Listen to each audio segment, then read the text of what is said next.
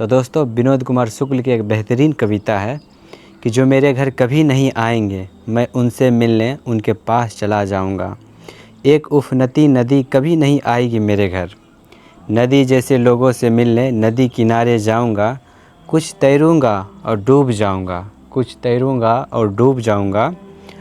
पहाड़ टीले चट्टानें तालाब असंख्य पेड़ खेत कभी नहीं आएंगे मेरे घर। खेत खलिहानों जैसे लोगों से मिलने गांव-गांव जंगल गलियां जाऊंगा। जो लगातार काम में लगे हैं, जो लगातार काम में लगे हैं, मैं फुर्सत से नहीं उनसे एक ज़रूरी काम की तरह मिलता रहूँगा। इसे मैं अकेली आखिरी इच्छा की तरह सबसे पहली इच्छा रखना चाहूँगा। दोस्तों ये विनोद कुमार शुक्ल हिंदी साहित्य के मतलब हिंदी के जाने माने कवि हैं। इन्होंने बहुत सारी कविताएं, बहुत सारी किताबें लिखी।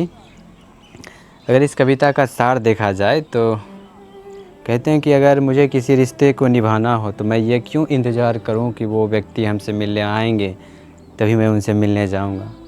अगर इनके आपके मन में है कि नहीं मुझे उससे रिलेशन रखना है तो आप खुद भी तो जा सकते हो।